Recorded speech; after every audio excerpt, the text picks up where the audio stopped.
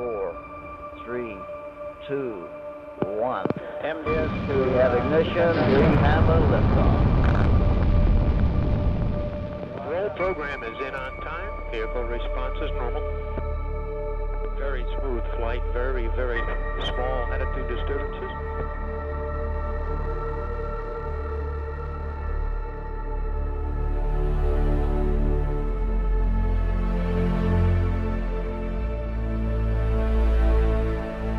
Consider again that dot. That's here. That's home. That's us. On it, everyone you love, everyone you know, everyone you ever heard of, every young couple in love, every teacher of morals, every creator and destroyer of civilization, every saint and sinner in the history of our species lived there on the mote of dust, suspended in a sunbeam. There is perhaps no better demonstration of the folly of human conceits than this distant image of our tiny world. Travel back in time to discover how events in our world's history suggest that we are not alone in the universe, and that our pale blue dot does have a purpose.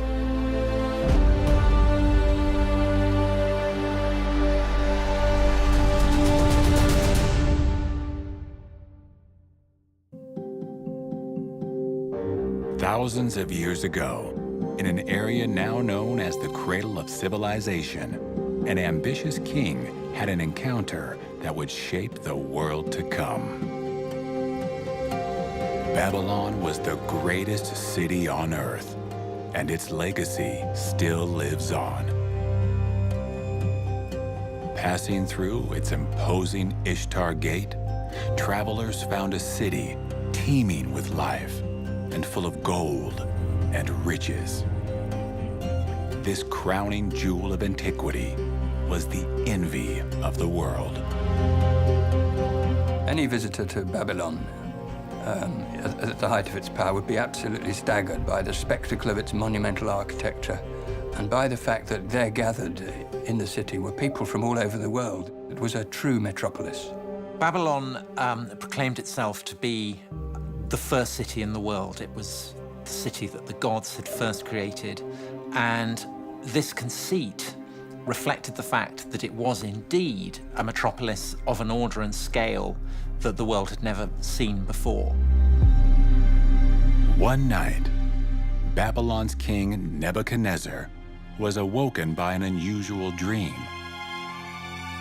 A young Hebrew slave named Daniel was called to interpret the dream. Daniel, like many people in the ancient world, believed that dreams were significant. And God communicated, or gods communicated through dreams. And Daniel believed that his God, the God of the Hebrews, knew the meaning and the interpretation of this dream. In the king's dream, he saw a giant statue made of gold, silver, bronze, and iron, with feet of iron mixed with clay. Daniel revealed that each metal represented a mighty empire, beginning with Babylon as the head of gold. He accurately predicted the rise and fall of empires.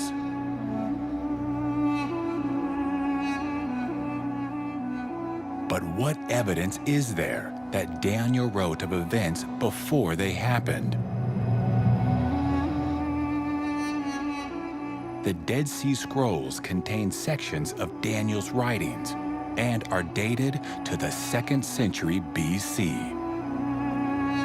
The Jewish historian Josephus tells of Daniel's writings being presented to Alexander the Great when he visited Jerusalem in the 4th century BC. And scholars note that the Aramaic used to write his book is a perfect match with the Aramaic of the 6th century BC. The first time I was exposed to this dream, I was admittedly skeptical. I mean, the idea that more than 2,000 years of human history is being told in advance by a dream of about 150 words is hard to believe. And I was confronted with the idea that either we're dealing with something that's a bit of a hoax or a put-on, or something supernatural is in play. Daniel had predicted that an empire represented by the chest and arms of silver would rise to conquer Babylon.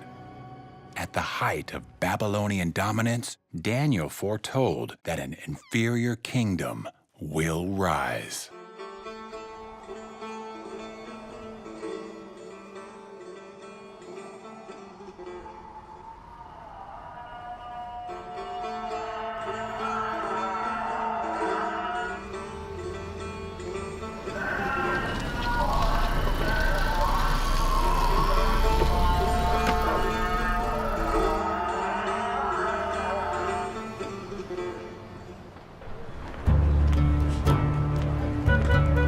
My name is Atafe and I live in Shiraz.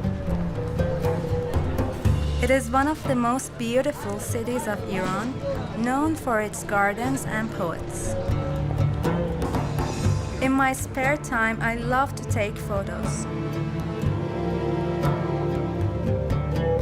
As a Muslim woman, I feel in awe when I come to this mosque. Muslims, Jews, and Christians cherish Daniel as a sacred prophet. And over 2,000 years ago, a conqueror would rise from the east to lead a charge against the mighty empire of Babylon.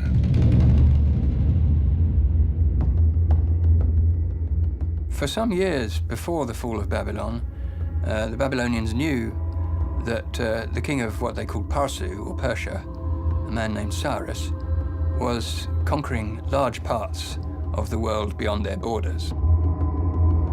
After uniting with the neighboring Medes, Cyrus led his combined forces on a series of famous victories, firmly establishing his name as a star on the rise. But his rise would not be complete without the taking of Babylon. Herodotus portrays Cyrus as the very model of a great conqueror, and he portrays Babylon as Cyrus's greatest conquest, the supreme prize. And it's the supreme prize because it is the hardest nut to crack. Babylon was one mighty fortress. Its massive walls, deep moat, and imposing gates made it impossible for any invading force to conquer. Confronted by walls that could not be breached, Persian troops identified the river Euphrates as the point of entry. Diverting the river upstream, Cyrus's troops were able to march along the riverbed, under gates, and into the heart of the city.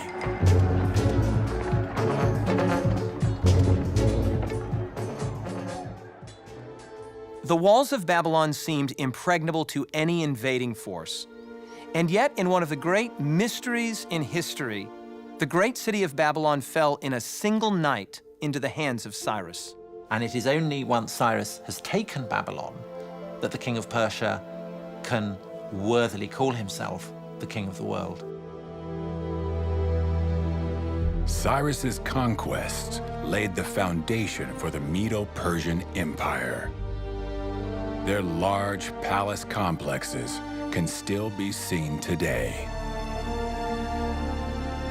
When I walk through the ruins of these ancient cities, I sense a strong connection with the past. I feel as though the legacy and messages of the past live on today.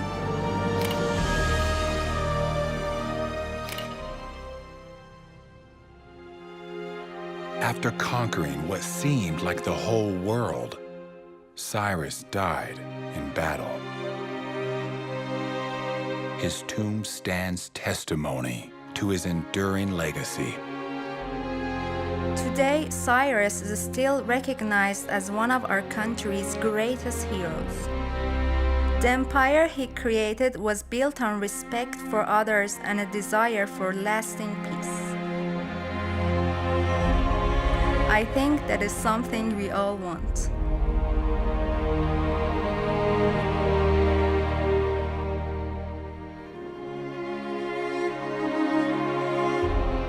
As the kings of Persia died, their bodies would be laid to rest here. Their elevated positions a fitting symbol of their dominance and strength.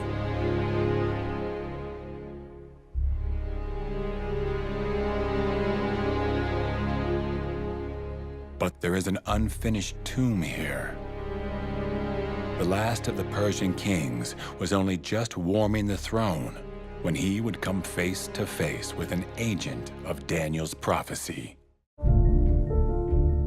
A young and valiant general from the hills of Macedon had set his eyes on Persian destruction. The Medo-Persian Empire had conquered Babylon, just as Daniel predicted. But Daniel's next prediction concerned the rise of a third empire, one of bronze, who would rule over the whole earth.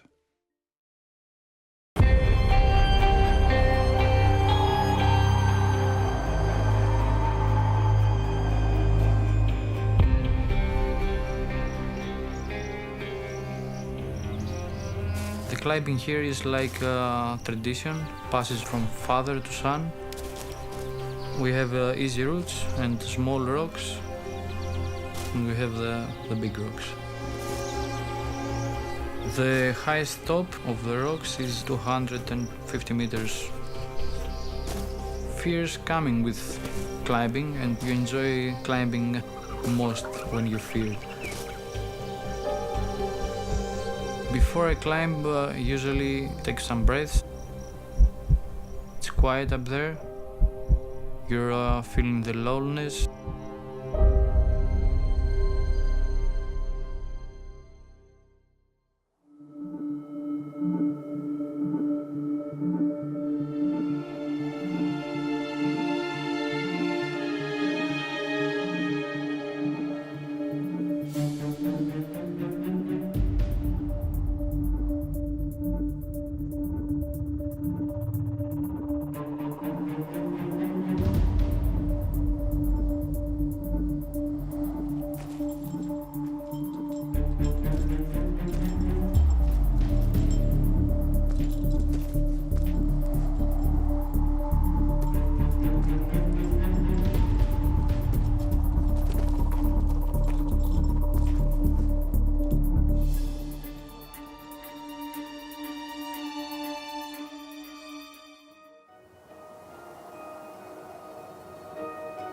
Today, monasteries adorn the peaks of these sheer cliffs.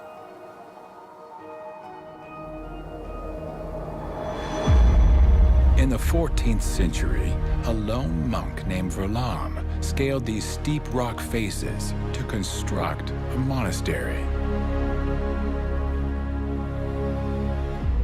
Under the watchful eye of a monk is a fresco depicting a key figure of Daniel's timeline, Alexander the Great.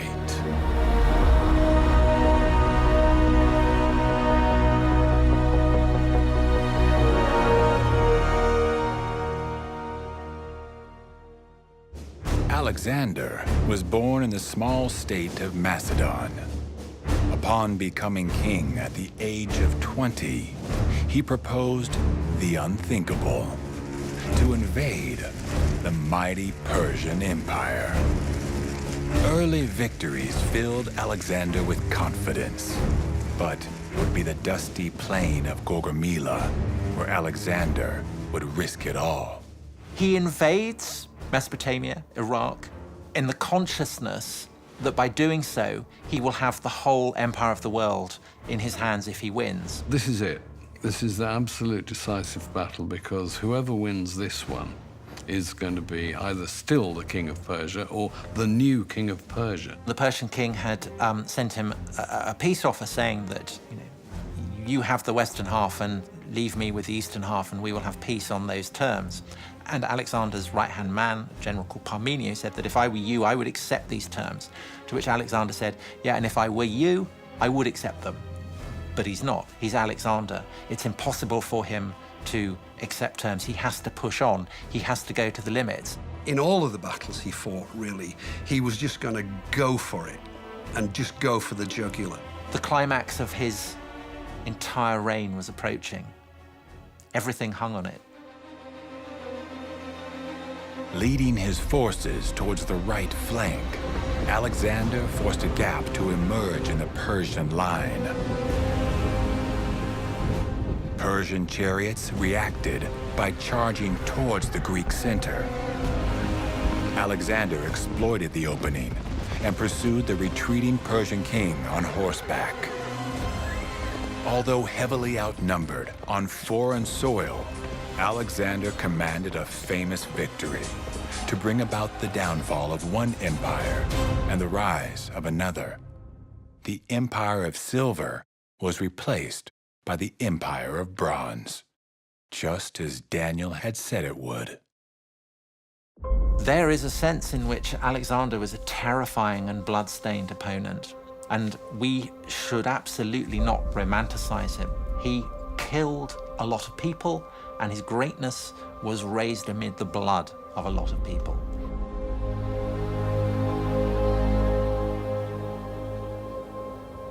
Alexander would establish himself in Babylon at the former palace of King Nebuchadnezzar. But when reflecting on his conquests, he wept, for there were no more lands for him to conquer. Alexander was literally epoch-making. He marks the transition from one era to another. Without the genius of Alexander and without the military revolution that Philip, his father, had initiated, it's perfectly possible to imagine a world in which the Persian Empire continues. In many ways, I'd say perhaps that, as someone else has said before me, I think that Alexander the Great was his own greatest creation. His Greek empire had conquered the then known world with astonishing speed. One man had fulfilled Daniel's prediction. Daniel predicted a fourth empire would rise to global power. Then there will be a fourth empire, one strong like iron. Just like iron breaks in pieces and shatters everything, so it will break in pieces and crush the others. Located at the heart of the Mediterranean Sea is a city that grew from obscurity to become the center of a global empire. Rome, Caput Mundi, capital of the world.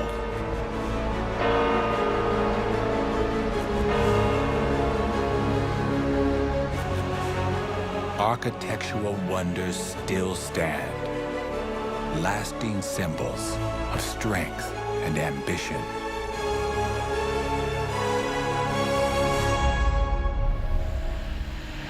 For over 20 years, Adriano Morabito has studied the foundations of the Roman Empire, hidden deep below ground.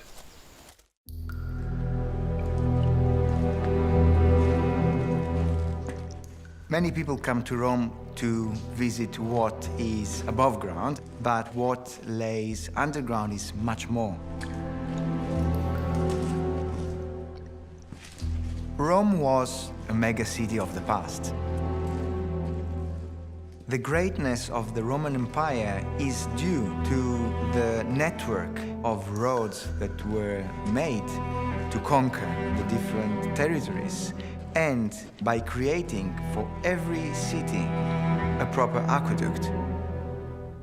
Aqueducts were built that thereby enabled the city to grow. And they also built roads, and the roads were built essentially, if you like, as the kind of the threads of a net cast across conquered territory. I think it's one cliche that's often said that all roads lead to Rome. But I think it would be better to say that all roads lead from Rome. Roman roads took supplies and soldiers to the far reaches of the empire, bringing carnage and brutality wherever they went. When Western armies launch attacks, what they boast about is how few casualties they've inflicted. When Julius Caesar went to Gaul, he boasted about how many he'd slaughtered. But bloodshed wasn't restricted to foreign lands. Cheering spectators would gather in the Colosseum to watch as thousands were put to violent deaths. In many ways, the arena is the quintessentially Roman institution. This was an expression of their manliness, of their superiority over the barbarian world and over the natural world. At the height of the Roman Empire, nearly 1 in 5 people on the planet lived and died under the rule of the emperor. Its borders stretched from North Africa to Britannia.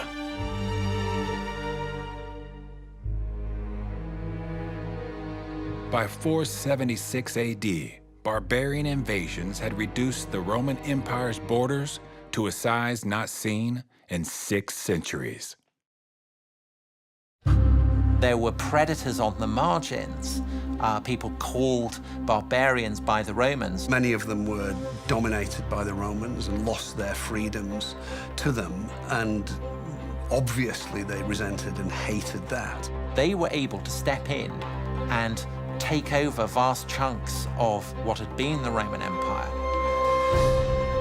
Daniel had predicted that the Roman Empire would crumble from within.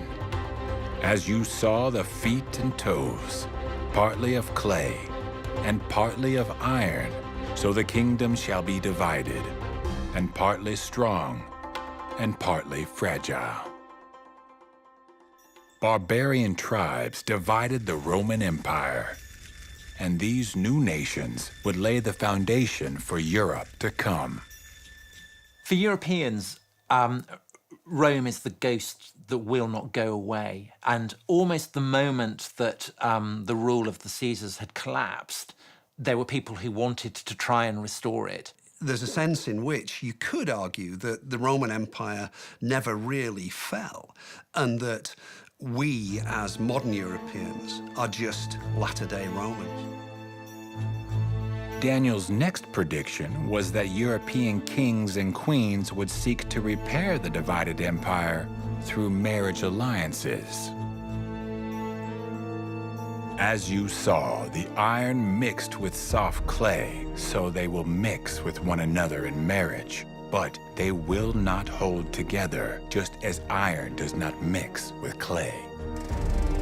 As the 20th century approached, many of Europe's political powers were linked by marriage alliances. But family feuds would ignite events that would drag Europe through 2 world wars. Millions would perish as ambitious leaders sought to resurrect a united European empire. Determined to never allow Europe to descend into another bloody war, world leaders came together to sign peace treaties, paving the way for the development of the European Union. But the tension remains. Once open borders are being walled up, social and religious fears spill into the streets. Economic inequality, rising unemployment, and political extremism are gaining ground. It is clear the iron and the clay aren't mixing. Daniel's dream contains 7 predictive elements. That is, Babylon to Medo-Persia, Medo-Persia to Greece, Greece to Rome. And of those 7 predictive elements, 6 have already come to pass.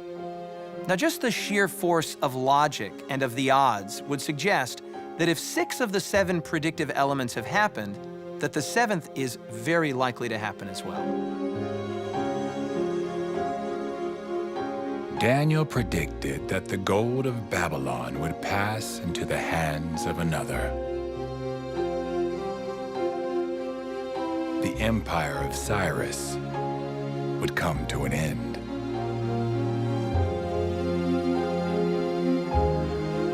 The selfishness and greed of man's empires could never succeed.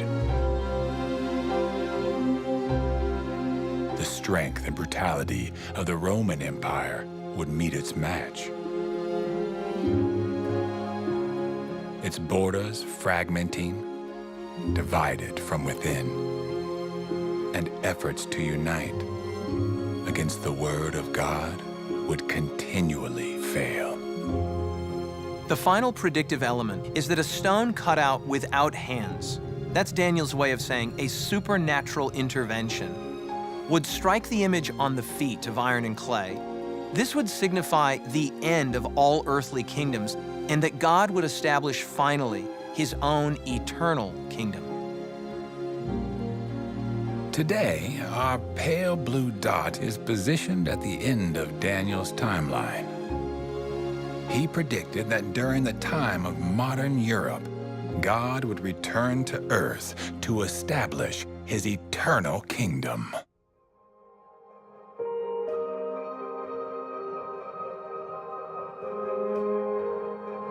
The Earth is a very small stage in a vast cosmic arena. Think of the rivers of blood spilled by all those generals and emperors, so that in glory and triumph they could become the momentary masters of a fraction of a dot. Daniel's prophecy binds together the hopes of humanity and reveals a God who has become part of our world. Daniel's final words to the king were that the dream was certain and its interpretation was sure. Our lives are often characterized by things that are not certain and not sure. We face the future with confusion and anxiety. But this whole narrative strongly suggests that human history and our own personal history is going somewhere. That in fact, there is purpose and hope and even destiny. Millions ask if a God is out there watching our Earth spin into a meaningless future. But nowhere is the reality of God more apparent than in the writings of Daniel. His extraordinary revelation of the history of world empires defies reason and chance. It tells of God's hand guiding our world's history and a kingdom to come.